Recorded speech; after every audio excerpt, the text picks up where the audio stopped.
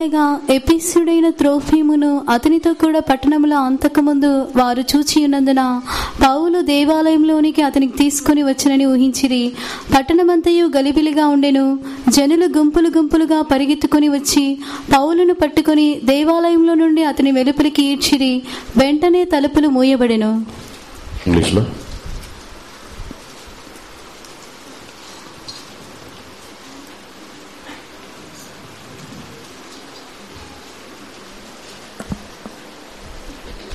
They had seen before with him in the city Trophimus, an Ephesian, whom they supposed that Paul had brought into the temple, and all the city was moved, and the people ran together, and they took Paul and drew him out of the temple, and forthwith the doors were shut. దేవునికి పరిశుద్ధ నామమునకు స్తోత్రం. ఇది పౌలు యొక్క జీవితంలో తాను సేవ చేయించిన కాలంలో జరిగిన ఒక సంభవం. దేవునికి పరిశుద్ధ నామమునకు స్తోత్రం. పౌలుని వారు కొట్టి ఈడ్చి దేవాలయమునకు వెలుపల తీసుకుని వచ్చి అతన్ని బయటకు తీసుకుని వచ్చి ఆ దేవాలయ తలుపులన్నీ మూసేసి భయంకరముగా పట్టణములో గలిబిలిగా కలవరములని ఆ స్థలములో పుట్టించి ఉన్నారు. దేవునికి పరిశుద్ధ నామమునకు స్తోత్రం. అపోస్తలుడైన పౌలు తాను తన యొక్క జీవితంలో ఇటువంటి అనేక కార్యములని అనుభవించి ఉన్నాడు. ఈరోజు ఈ వాక్యముని బట్టి మనం ధ్యానించవలసిన కార్యం ఏమిటంటే, ఒకటి కలవరములు. అక్కడ పట్టణమంతయు కలవరముగా మారిపోయి ఉన్నది. ఆ కారణం ఏమిటి? రెండవదిగా పౌలుని దేవుని ఆలయములో ఉంచకుండా వారు బయటికి ఈడ్చుకుని వచ్చుచున్నారు. మన యొక్క జీవితంలో కూడా ఎందుకు దేవుని ఆలయములో నుండి మనల్ని సాతానుడు, శత్రువులు దేవుని ఆలయము నుండి బయటికి ఈడ్చుకుని వెళ్ళుచున్న, దేవుని ఆలయం నుండి దూరపరుచుచున్న అనుభవములని గురించే ఈరోజు మనము ధ్యానించబోతున్నాం. దేవునికి పరిశుద్ధ నామమునకు స్తోత్రం. మొదటి కార్యము, అక్కడ కలవరములు, పట్టణమంతయు గలిబిలిగా మారిపోయి అంత గొడవలు, పోట్లాటలు ఒకలాగా మారిపోయింది. దానికి కారణం ఏమిటి?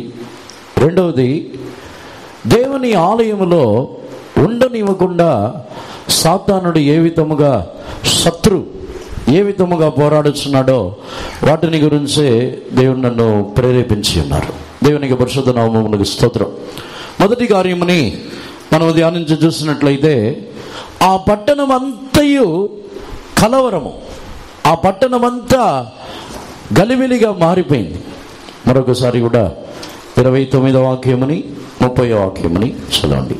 ఏలయనగా ఎఫెసీయుడైన త్రోఫిమును అతనితో కూడా పట్టణములో అంతకుముందు వారు చూచి ఉన్నందున పౌలు దేవాలయంలోనికి అతని తీసుకుని వచ్చినని ఊహించిరి. పట్టణమంతయు గలిబిలిగా ఉండెను. జనులు గుంపులు గుంపులుగా పరిగెత్తుకుని వచ్చి పౌలును పట్టుకుని దేవాలయంలో నుండి అతనిని వెలుపలికి ఈడ్చిరి. వెంటనే తలుపులు మూయబడెను. For they had seen before with him in the city Trophimus, an Ephesian, whom they supposed that Paul had brought into the temple, and all the city was moved, and the people ran together, and they took Paul and drew him out of the temple, and forthwith the doors were shut. దేవునికి పరిశుద్ధ నామమునకు స్తోత్రం. పట్టణమంతా గలిబిలిగా మారిపోయింది. ఆ పట్టణం ఏ పట్టణం అంటే యెరూషలేములోనే దేవాలయం ఉన్నది. దేవాలయంలోనే ఈ కార్యము జరుగుతుంది. దీనిని ఈ వాక్య భాగమునకు మనం వెళ్ళడానికి ముందు మనము దేవుని ఆలయమునకు వచ్చుచున్నాము. రెండవది, మనమే దేవుని ఆలయమై ఉన్నాము. మన యొక్క జీవితంలో ఈ దేవుని ఆలయములో ఎంతమంది కలవరముతో, ఎంతమంది మన యొక్క హృదయంలో కలత చెంది ఒకలాగా గలిబిలిగా, హృదయంలో ఏమాత్రము నెమ్మది లేని పరిస్థితుల్లో కలవరములతో కనబడుచున్నాము. దేవునికి పరిశుద్ధ నామమునకు స్తోత్రం. అనేకుల యొక్క జీవితంలో అనేక కారణములు వారిని దేవుని యొక్క సన్నిధానము నుండి, దేవుని ఆలయము నుండి అనేకులని దూరపరుచుచున్నది. దేవునికి పరిశుద్ధ నామమునకు స్తోత్రం. ఈరోజు కూడా చాలామంది ఈ దినములలో దేవుని యొక్క సన్నిధానమునకు రాకుండా కలవరములతో హృదయములో నొచ్చుకొనిన వారై, హృదయములో కలవరములతో నిండిన వారుగా దేవుని యొక్క సన్నిధానము నుండి, దేవుని ఆలయము నుండి వారు బయటకు ఈడువబడుతున్నారు. దేవునికి పరిశుద్ధ నామమునకు స్తోత్రం. వాటిని గ్రహించక అనేకులు ఈ దినములలో దేవుని సన్నిధానమునకు దూరం అయిపోతున్నారు. ఈ స్థలములో మొట్టమొదటిగా వారు ఎందుకు అపోస్తలుడైన పౌలుని వారు బయటికి ఇచ్చి ఉన్నారు? ఎందుకు? అక్కడ మొదటిగా కలవరం పుట్టింది, పట్టణమంతా కలవరం పుట్టింది. దానికి కారణం ఏమిటంటే 29వ వాక్యంలో మనము చదివినప్పుడు వారి యొక్క ఊహించుకోవటం తప్పు.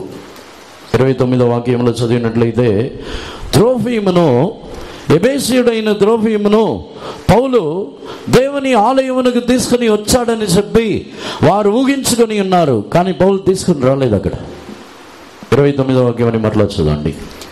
ఏలైనగా ఎఫెసీయుడైన త్రోఫీమును అతనితో కూడా పట్టణములో అంతకుముందు వారు చూచి ఉన్నందున పౌలు దేవాలయంలోనికి అతని తీసుకుని వచ్చినని ఊహించిరి. For they had seen before with him in the city Trophimus an Ephesian, whom they supposed that Paul had brought into the temple. దేవునికి పరిశుద్ధ నామమునకు స్తోత్రం. పౌలుతో వారు అంతకుముందు త్రోఫీమును చూసి ఉన్నారు. అంతకుముందు పౌలుతో ఉన్నాడు. అతడు ఒక ఎబేసీయుడు. అతన్ని దేవుని ఆలయంలో రానివ్వకూడదు, ఎందుకంటే అతడు అన్యుడైన ఒక వ్యక్తి. అతన్ని పౌలుతో వారు చూసి ఉన్నారు కాబట్టి, ఇప్పుడు దేవాలయమునకు పౌలు వచ్చి ఉన్నాడు కాబట్టి పౌలు ఆ ఎబేసీయుని కూడా, ఆ త్రోఫీముని కూడా తీసుకుని వచ్చాడని చెప్పి వారు ఊహించుకున్నారు. దేవునికి పరిశుద్ధ నామమునకు స్తోత్రం. ఇక్కడ పట్టణమంతా కలవరం పుట్టి పట్టణమంతయు గలిబిలిగా మారిపోవడానికి మొదటి కారణం అని చూస్తే వారి యొక్క ఊహలు కరెక్ట్గా లేదు. దేవునికి పరిశుద్ధ నామమునకు స్తోత్రం. ఈరోజు దేవుని యొక్క సన్నిధానమునకు వచ్చిన మన యొక్క జీవితంలో కలవరం పుట్టడానికి మన యొక్క ఊహలే కారణముగా ఉందా? మనం ఊహించుకోవటము ఏ విధముగా ఊహించుకొనిచున్నాం? మనం ఇతరులని గురించి ఊహించుకొనిచ్చినప్పుడు ఏ విధమైన ఊహతో మనం ఉన్నాము? అక్కడ పౌలు వచ్చిన కారణం వేరు. పౌలు అక్కడ యెరూషలేమునకు పౌలు రావడానికి కారణము, యెరూషలేమునకు వచ్చి పౌలు దేవుని ఆలయమునకు రావడానికి కారణం ఏమిటంటే శుద్ధీకరించుకోవడానికి పౌలు వచ్చాడు. అక్కడ అంతకు ముందున్న వాక్యముల్లో మీరు ఇంటికి వెళ్ళి చదువుకోవచ్చు. శుద్ధీకరించుకోవడానికి పౌలు దేవుని ఆలయమునకు వస్తే తాను వేరే ఉద్దేశముతో ఎబేసీయుడైన త్రోఫీమును తీసుకొని వచ్చాడని చెప్పి ఒక పెద్ద గలిబిలి మారిపోయింది. ఊహించుకున్నారు. దేవునికి పరిశుద్ధ నామమునకు స్తోత్రం. ఇప్పుడు మనం దేవుని ఆలయమునకు వచ్చి ఉన్నాం, దేవుని ఆలయంలో సమకూడి ఉన్నాం. ఏ కారణం మనల్ని కలవరపరుచుచున్నది? మనము చూసిన కార్యములు కలవరపరుచుచున్నదా? అంతకుముందు ఏదో ఒక కార్యమని మనం చూసి ఉంటాం. అదే కార్యమే మరలా జరుగుతున్నదని ఊహించుకొనిచున్నామా? మన జీవితంలో ఏ ఊహలు మనల్ని కలవరపెట్టుచున్నది? మనల్ని మాత్రమే కాదు, వ్యక్తిగతముగా మాత్రమే కాదు, ఈ కలవరము ఆ పట్టణమంతయు వ్యాపించింది. నేను ఆ వాక్యమని చదివినప్పుడు నేను అనుకున్నాను, పౌలుని కొట్టిన వాళ్ళలో చాలామందికి కారణమే తెలియదు. పౌలుని బయటికి ఇచ్చుకొచ్చారు, ఎవరో ఒకళ్ళు ఊహించుకొని పౌలు ఇలాగ చేశాడని చెప్పి బయటికి ఈడ్చుకొని వచ్చి కొట్టుచున్నారు. పట్టణమంతా సమకూడి పౌలుని కొట్టుచున్నారు. వారిలో చాలా మందికి కారణమే తెలియదు. ఎందుకు కొడుతున్నారో తెలియదు, అసలు ఏం జరిగిందో తెలియదు, ఏమీ తెలియదు. ఊహలు.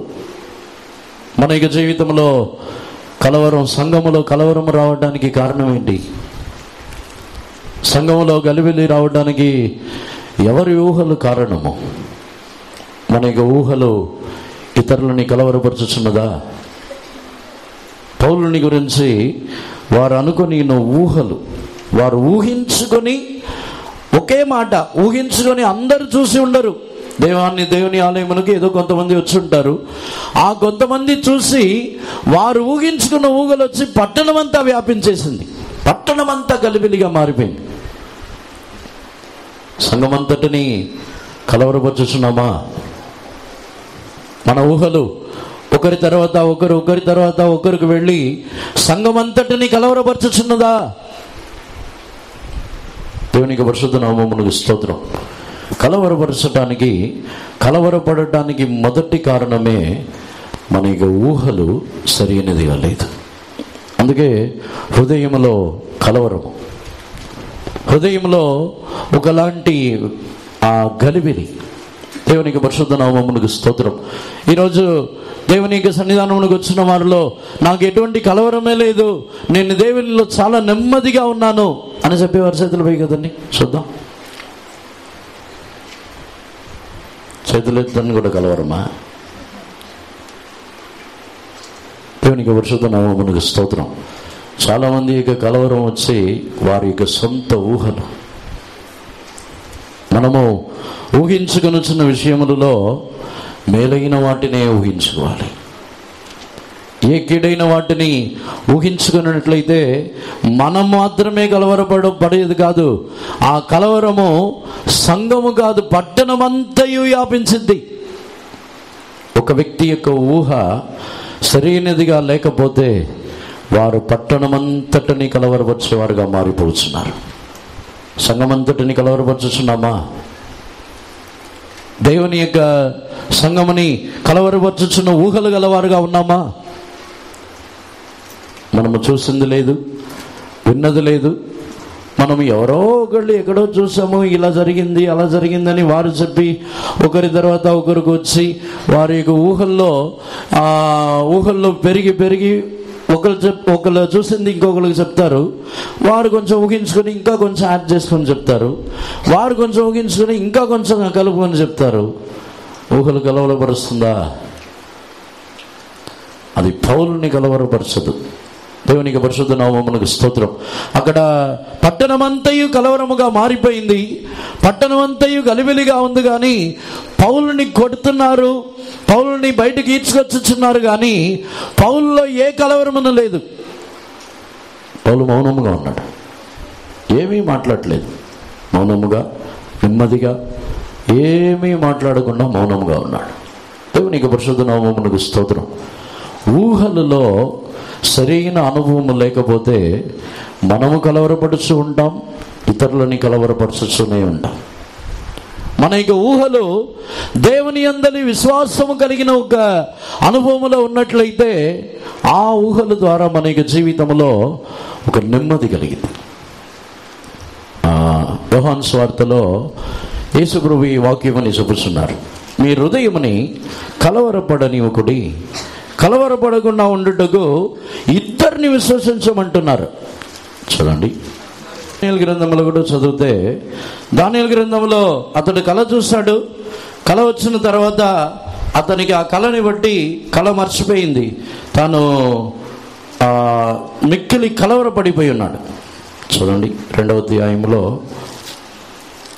1వ వాక్యం నుండి చదవండి. నెబుకద్నెజరు తన ఏలుబడి యందు 2వ సంవత్సరమున కలలు కనెను. అందును గూర్చి ఆయన మనసు కలతపడగా ఆయనకు నిద్ర పట్టుకొనెను.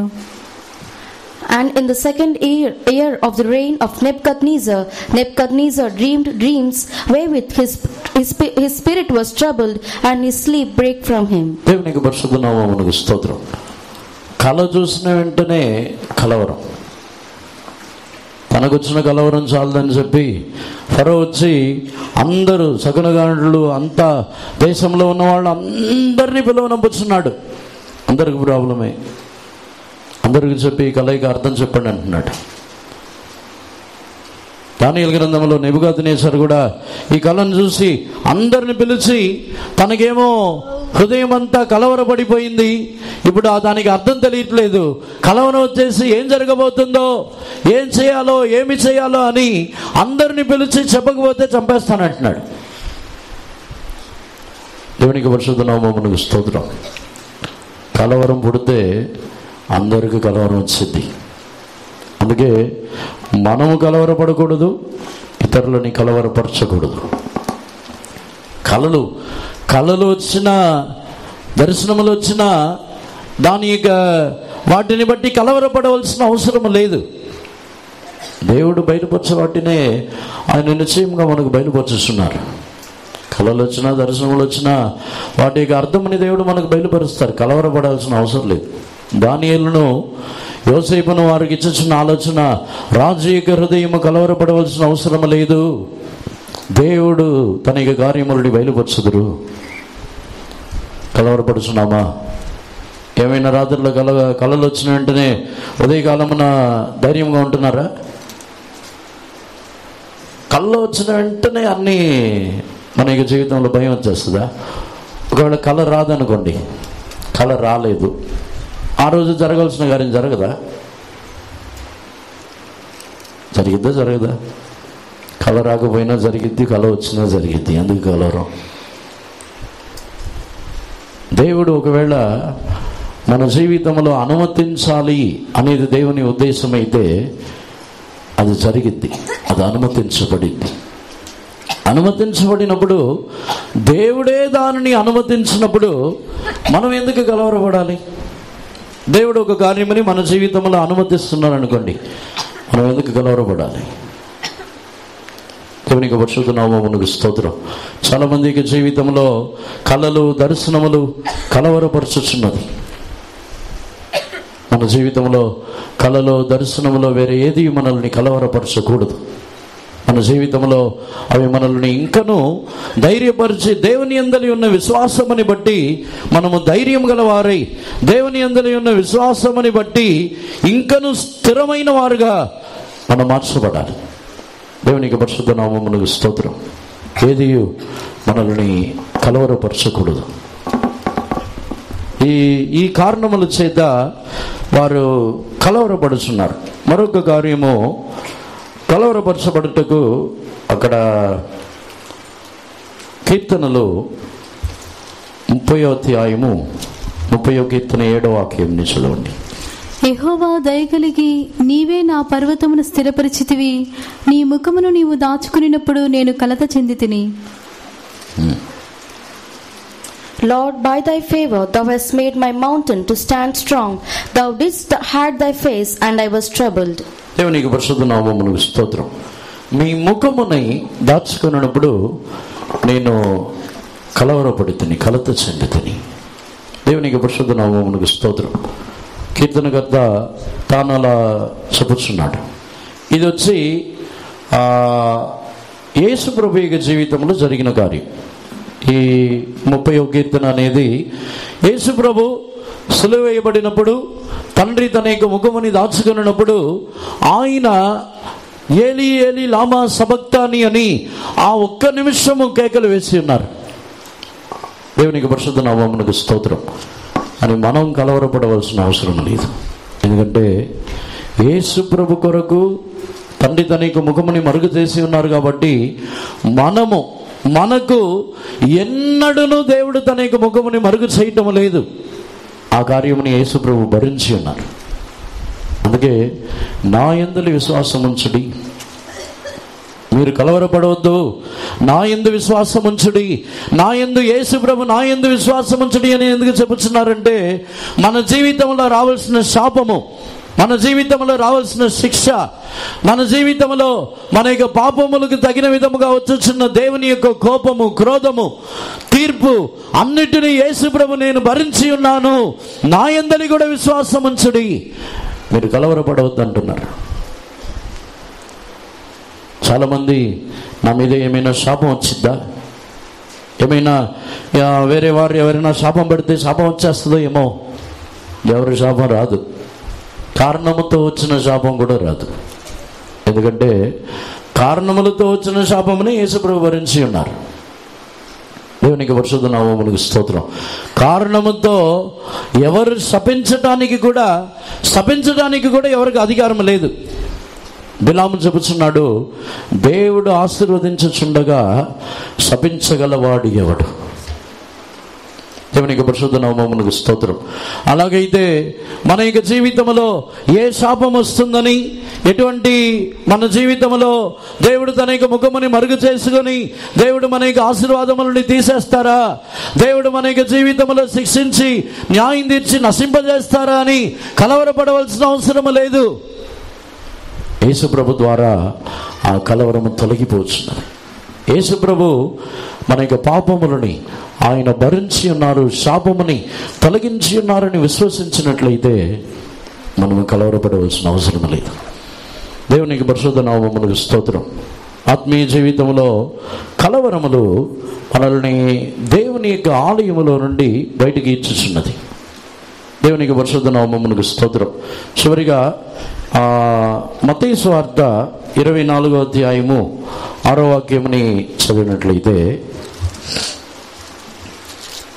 మత్తయి సువార్త 24వ అధ్యాయము 6వ వాక్యం. మరియు మీరు యుద్ధములను గూర్చియు యుద్ధ సమాచారములను గూర్చియు వినబోదురు. మీరు కలవరపడకుండా చూచుకునుడి. ఇవి జరగవలసి ఉన్నవి గాని అంతము వెంటనే రాదు. And ye shall hear of wars and rumors of wars. See that ye be not troubled, for all these things must come to pass, but the end is not yet. యుద్ధముల యొక్క వార్తలను మీరు విందురు. ఇది జరగవలసినదే కానీ మీరు కలవరపడవద్దని చెబుతున్నారు. దేవునికి పరిశుద్ధ నామమునకు స్తోత్రం. ఏదైనా వార్తలు విన్న వెంటనే కలవరపడుతున్నారా? యుద్ధములు వచ్చాయి, లోకములో అక్కడెక్కడ యుద్ధములు జరుగుతున్నాయి, కలవరములు వచ్చింది, భూకంపములు వచ్చిందని చెప్పి మనం మన హృదయంలో కలవరపడుతున్నామా? ఆ విషయంలో అయితే మనం చాలా జెన్యూన్గా ఉన్నాం. అంటే మన వాళ్ళు ఎక్కడ యుద్ధం జరిగినా ఏం జరిగినా నాకు ఏం డోంట్ కేర్, నేను మంచిగా తిని త్రాగి మంచిగా ఫోన్ చూసుకుంటూ చాటింగ్ చేసుకుంటూ నేను హ్యాపీగా ఉంటాను, నాకేం ప్రాబ్లం, ఎక్కడ యుద్ధం జరిగితే నాకేంటి. దేవునికి పరిశుద్ధ నామమునకు స్తోత్రం. ఆ కలవరం ఎప్పుడు వచ్చిందంటే మనం అనుకున్న వేరే దేశంలో యుద్ధం జరిగినప్పుడు కాదు, అదే యుద్ధం ఏపీ మీదకి వచ్చినప్పుడు ఉంటుంది. దేవునికి పరిశుద్ధ నామమునకు స్తోత్రం.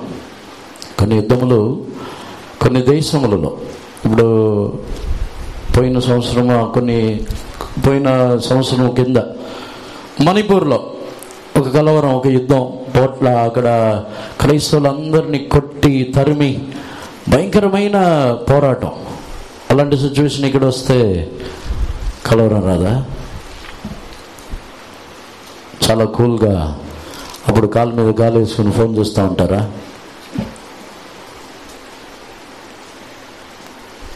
దేవునికి పరిశుద్ధ నామమునకు స్తోత్రం. ఇప్పుడు చాలామందికి పరిస్థితి అదే. భోజనం కూడా మంచం మీదకి రావాలి, అక్కడే ఒక పక్కన తింటూ ఒక పక్కన ఫోన్ చూస్తూ ఏముండదు. ఆ ఫోన్లో కూడా వాళ్ళు ఏం చేశారు, వీళ్ళు ఏం చేశారు, ఈ సోది చెప్పుకోవడమే తప్ప వేరే ఉండదు. దాంట్లో ఒక ఇంట్రెస్ట్. దేవునికి పరిశుద్ధ నామమునకు స్తోత్రం. పనికిరాని కార్యముల్లో ఇంట్రెస్ట్. మనం కూడా పనికి రాకుండా పోతున్నాం. దేవుని యొక్క కార్యముల్లో మనం ఆసక్తి చూపించినప్పుడు మనల్ని దేవుడు ప్రయోజనమైన వారుగా మారుస్తారు. దేవునికి పరిశుద్ధ నామమునకు స్తోత్రం. ఈ వార్తలని వినుచున్నప్పుడు మీరు కలవరపడవద్దు, మీరు ధైర్యం తెచ్చుకొనుడి. ఆ సమయములలో ధైర్యం తెచ్చుకోవాలంటే దేవునితో ఉండాలి. దేవునితో లేకుండా మనం ఫోన్లోనూ స్నేహితులతోనూ వాళ్లతో వీళ్లతో గడుపుతూ ఉన్నట్లయితే యుద్ధము మన దగ్గరికి వచ్చినప్పుడు కలవరం వచ్చింది, ఖచ్చితంగా వచ్చింది. ఎప్పుడు బాంబులు వేస్తారో తెలియదు, ఎప్పుడు మిసైల్స్ వేస్తారో తెలియదు. యుద్ధం ఎక్కడో జరిగినప్పుడు కాదు, మన దగ్గరికి వచ్చినప్పుడు తెలిసిద్ది. దేవునికి పరిశుద్ధ నామమునకు స్తోత్రం. కొన్ని ప్రాంతంలో నిద్ర కూడా పోరు. యుద్ధం స్టార్ట్ అయిన తర్వాత నిద్రపోరు. యుద్ధం స్టార్ట్ అయిన తర్వాత ఎప్పుడు ఏ బాంబ్ బ్లాస్ట్ జరిగిద్ది, ఎక్కడ జరిగిద్ది, ఎలా అటాక్ చేస్తారు ఏమీ తెలీదు, సడన్గా జరిగిద్ది. అటువంటి పరిస్థితుల్లో కలవరపడకుండా ఉంటామా? అటువంటి పరిస్థితుల్లో కలవరపడకుండా ఉండాలంటే దేవునితో ఉండి ధైర్యం తెచ్చుకోవాలి. అటువంటి పరిస్థితుల్లో మరణించినను నిశ్చయముగా నేను నరకమునకు కాదు, యేసు ప్రభు యొక్క రాకడలో నేను ఎత్తబడగలను, మరణించినను పరలోక రాజ్యమునకు దేవుడు నన్ను తీసుకెళ్తారని ఒక నిరీక్షణ మనల్ని ధైర్యముగా ఉంచుద్ది. ధైర్యం ఉందా? దేవునికి పరిశుద్ధ నామమునకు స్తోత్రం. మనము మరలా అపోస్తలుల కార్యము 21వ అధ్యాయమునకు మనం తిరిగి వచ్చినట్లయితే, ఈ కలవరములు అపోస్తలుడైన పౌలుని వారు కలవరపడి వారు దేవాలయమునకు వెలుపల ఈడ్చుకొని వెళ్ళుచున్నారు. మరొకసారి కూడా 30వ వాక్యంని చదవండి. పట్టణమంతయు గలిబిలిగా ఉండెను. జనులు గుంపులు గుంపులుగా పరిగెత్తుకుని వచ్చి పౌలును పట్టుకుని దేవాలయంలో నుండి అతని వెలుపలికి ఈడ్చిరి. వెంటనే తలుపులు మూయబడెను. And all the city was moved, and the people ran together, and they took Paul and drew him out of the temple, and forthwith the doors were shut. దేవునికి పరిశుద్ధ నామమునకు స్తోత్రం. పట్టణమంతా గలిబిలిగా ఉంది.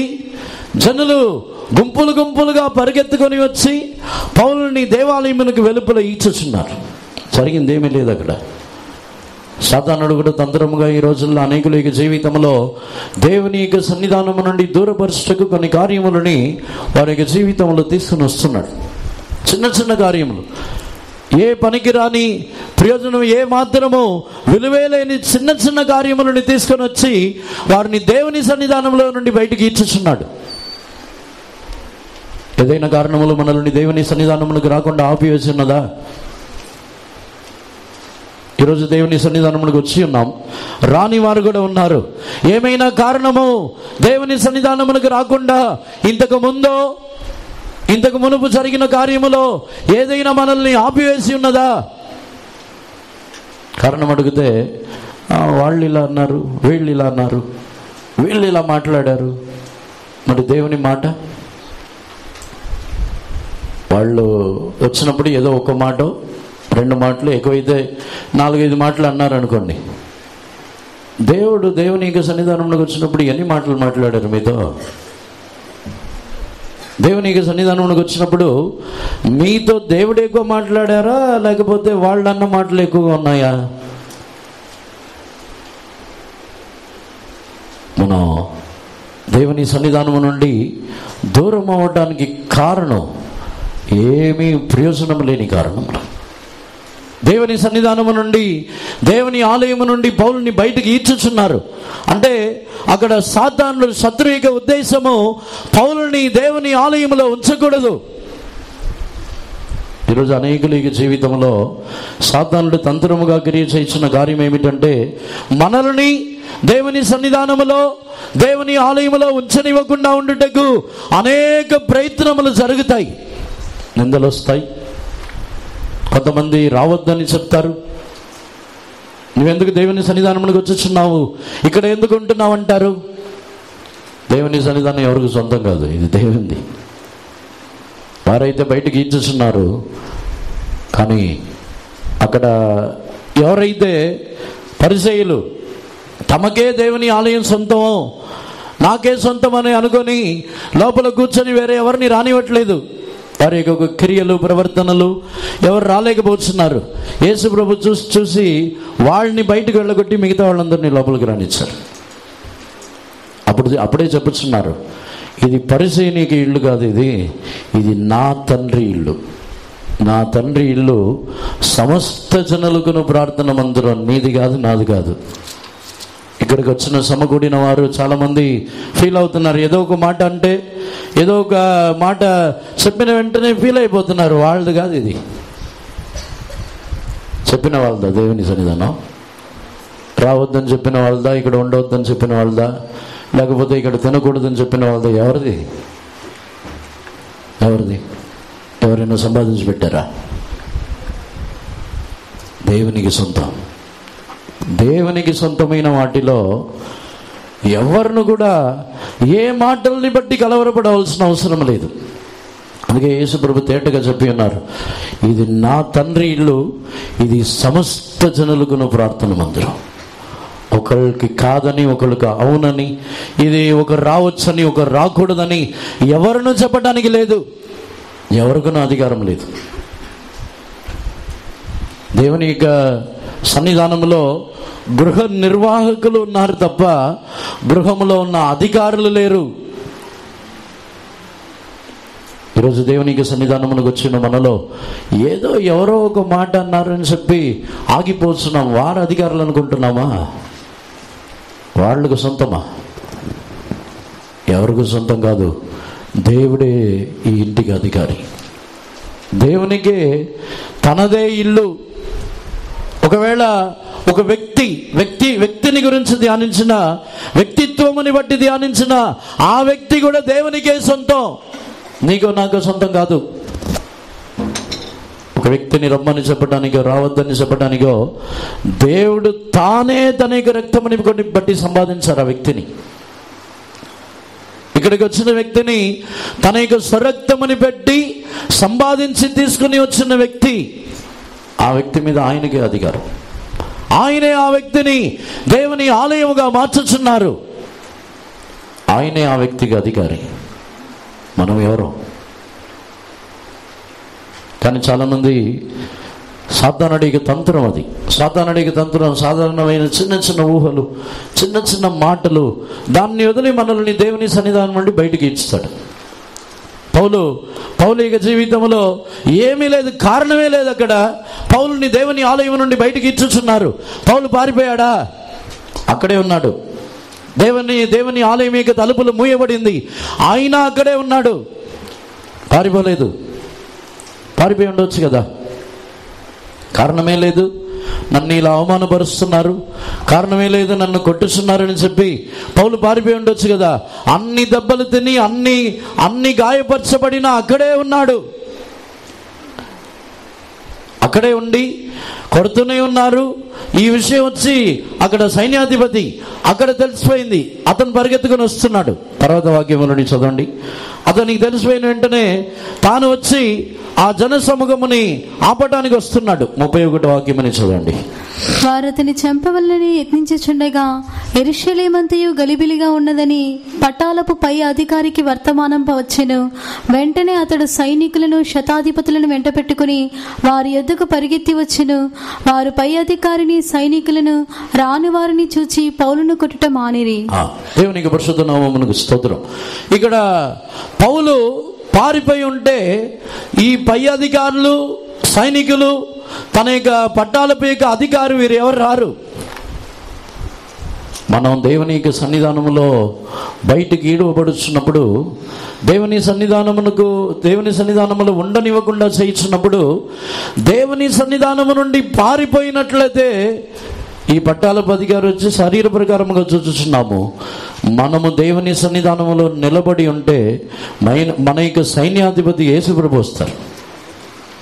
ఆ పట్టాలపు అధికారి ఆ విషయముని విన్న వెంటనే పరిగెత్తుకుని వచ్చుచున్నాడు. యేసుప్రభు రాకుండా ఉంటారా? పౌలుని కొడుతున్నారు, చంపాలని చూస్తున్నారు. పౌలు ఏం చేయట్లేదు. ఈ విషయం తెలిసిన ఆ సైన్యాధిపతి, ఆ పట్టాలపు అధికారి పరిగెత్తుకుని వస్తే మనల్ని ఇలా దేవుని ఆలయం నుండి బయటికి ఇచ్చి మన యొక్క జీవితంలో మన విరోధముగా ఇలా క్రియ చేస్తున్నారని తెలిస్తే దేవుడు మన దగ్గరికి రాకుండా ఉంటారా? సైన్యాధిపతి అయిన దేవుడు, సర్వశక్తి గల దేవుడు, అధికారం గల దేవుడు మన దగ్గరికి రాకుండా ఉంటారా? వాళ్ళందరూ ఊహించుకొని కొట్టి, ఊహలతో వాళ్ళు పౌలుని కొట్టి భయంకరంగా చంపాలని ఊహించుకొని సమయంలో ఆ అధికారి వచ్చిన వెంటనే అందరూ కొట్టడం మానేశారు, సైలెంట్ అయిపోయారు. పెద్ద కలవరం, పెద్ద గలిబిలి, పట్టణమంతా కలవరం పుట్టింది. మనం కలవరపడితే ఆ కలవరం ఆగదు. మనం కలవరపడిపోయి భయపడిపోయి పిరికి వారిలాగా పారిపోతే ఆ కలవరం ఆగదు. మౌనంగా ఉంటే సైన్యాధిపతి వస్తారు. మౌనంగా ఉంటే దేవుడు తన యొక్క సైన్యముతో వస్తారు. తన యొక్క సైన్యముతో తాను పరిగెత్తుకొని వచ్చి ఉన్నాడు. సాధారణమైన మనుషులే పౌలుని తప్పించక పరిగెత్తుకొని వచ్చినట్లయితే, మన దేవుడు ఆయన కొరకు మనం మౌనముగా ఉన్నట్లయితే మనల్ని తప్పించక దేవుడు రారా? ఆయన సైన్యాధిపతి వస్తారు, కలవరపడితే రారు. యేసుప్రభు యొక్క శిష్యులు పడవలో ప్రయాణం చేయించినప్పుడు వారు అలలు తుఫాను అన్నీ చూసి కలవరపడుతున్నారు. యేసుప్రభుకి తెలియదా? ఆయన పండుకొని నిద్రపోతున్నారని వారు అనుకున్నారు. అని ఆయనకు తెలుసు. ఆయనకు తెలిసి మౌనముగా ఉన్నారు.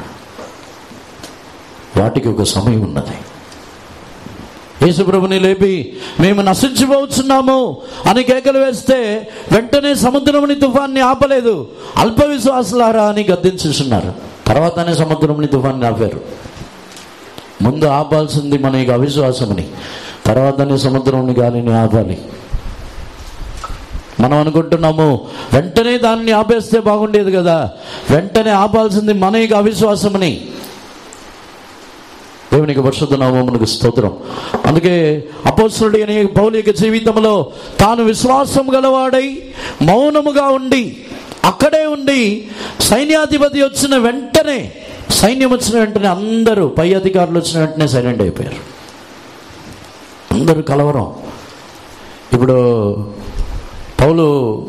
పౌలుని చాలామంది గుంపు గుంపుగా పట్టణంలో ఉన్న వాళ్ళు అందరూ వచ్చి కొడుతున్నారు. పౌలు ఎవరో అని కూడా చూసుండ్రు. వాళ్ళు పౌలు ముఖం కూడా చూసుండ్రు. అందుకే తర్వాత వాక్యంలో చదివి చూస్తే పౌలు ఆ మెట్లు ఎక్కుతున్నాడు. దాన్ని ఎక్కి తాను చేయి చాపినప్పుడు వారందరూ మౌనంగా ఉన్నారంట. చదవండి తర్వాత వాక్యంలో. పౌలు మెట్ల మీదికి వచ్చినప్పుడు జనులు గుంపు కూడి బలవంతం చేయుచున్నందున సైనికులు అతనిని మోసుకుని పోవలసి వచ్చెను. ఏలైనగా వారిని చంపుమని జనసమూహము కేకలు వేయిచు వెంబడించెను. పౌలు తాను మెట్లెక్కుచు చేతులు చాపిన వెంటనే వారు మౌనంగా మారిపోయి ఉన్నారు.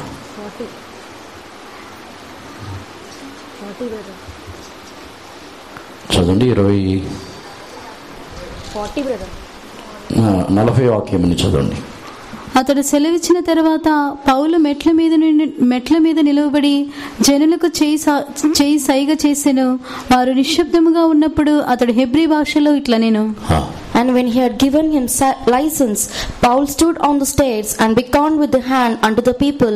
And when there was made a great silence, he spake unto them in the Hebrew tongue, saying. దేవునికి పరిశుద్ధ నామమునకు స్తోత్రం. అప్పటి వరకు పౌలుని కొట్టారు, ఈడ్చి పలు రకములుగా చంపాలని అనుకున్నారు. పౌలు మౌనముగానే ఉన్నాడు. దానికి తర్వాత సైన్యాధిపతి వస్తాడు. దానికి తర్వాత సైన్యముల్ని తీసుకుని వస్తారు. అప్పుడు పౌలుకు మాట్లాడడానికి అనుమతి ఇవ్వబడిందంట.